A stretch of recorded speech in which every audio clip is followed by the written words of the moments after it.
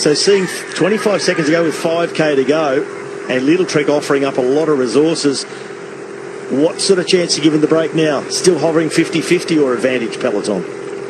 This is a tricky one because you look at the faces here. There's only 2 riders on the front of the peloton riding at the moment. The breakaway, the last images we saw from those guys, they were really circulating in a good way, and this gap is holding. It only takes 1 or 2 really, really big turns, but I'm going to say it's advantage breakaway here right now. Yeah, this is going to be really difficult to close, as you identified. There are only a couple of riders. Look at the size of this group and how small that it is. This is really a small group. So, of course, it doesn't have the resources of lots of riders for sprinters that want to close things down. So it's Red Bull Bora Hansgrohe, Lidl-Trek. Looking around there, it's another rider of Red Bull Bora Hansgrohe. So it's just those 2 teams. Sam Welsford is here for Net Company Ineos, 107 there, the orange helmet and the grey colours, but they're not doing anything in the chase at the moment. They're sitting back and trying to let Lidl-Trek just deplete their own sprint train resources. Tim Merlier is there, number 31 from SOudal Quick-Step. No teammates around him at the moment, but he is an absolute master of working it out and finding his own way. Yeah, I just wonder if there's been an incident in the peloton, because that peloton just seems to have shrunk in size quite quickly. We saw there was fairly big gaps, but it was kind of rolling not too far apart.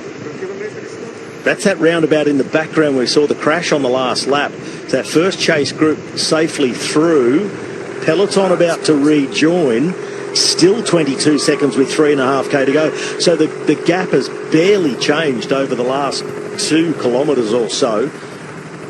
It's going to take some massive turns, but there's a lot of riders who would be willing to chase, but they're still going to get into the first part of the peloton. They're still trying to chase across this gap.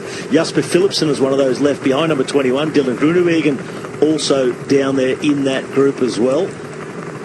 So plenty of sprinters have been left behind, not made that front group, Matt, and really complicating the chase because there's not the amount of domestiques at the head of the peloton to chase these 5. 20 seconds inside 3k to go.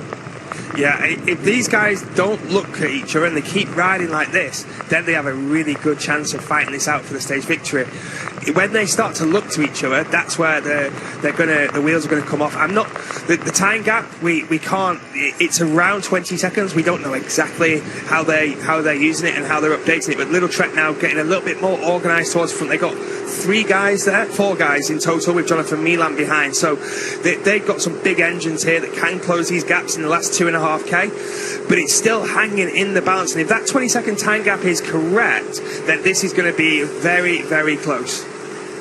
Well, you've got a lot of teams now, Matt, that they're just trying to keep their lead out intact, and that they see that Lidl-Trek are putting everything into this chase now. So there'll be teams sitting back saying, OK, we'll let Lidl-Trek do it because we don't want to give Milan a free run at this.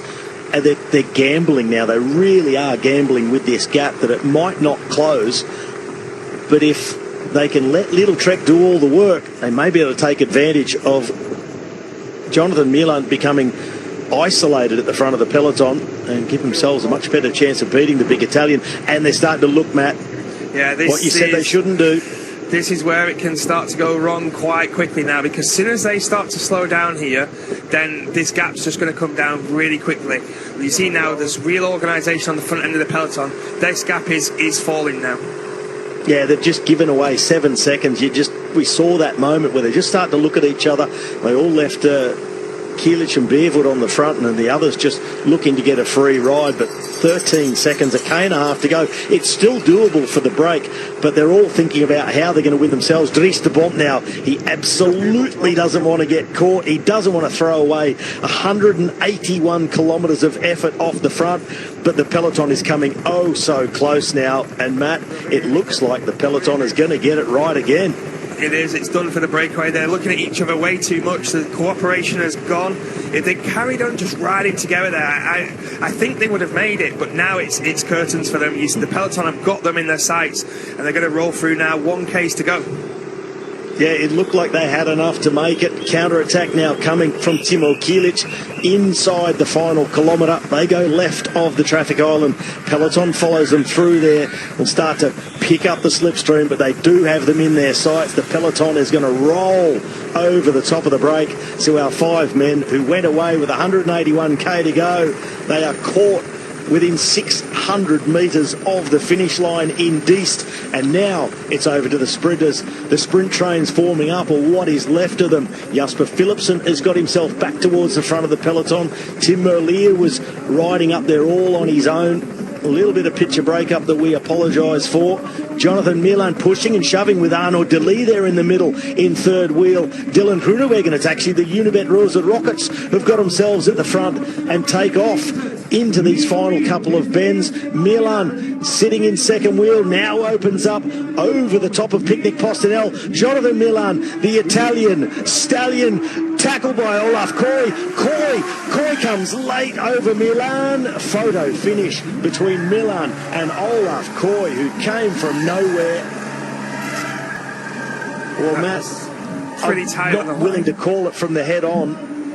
No, that was really close on the line. Yeah, Pavel Bittner there would opened up his sprint. Jonathan Milan coming around him then. Really strong sprint, but it was super close. See the reactions from the riders, not really giving anything away. Well, Milan giving Olav Kooij a pat on the back, looking like he might have said, well done, you got me. But both of them fairly uncertain of who actually got on the line. Kooij was coming fast, coming over the top, and Milan holds on. Yeah. Jonathan Milan with the final lunge at the line, Matt.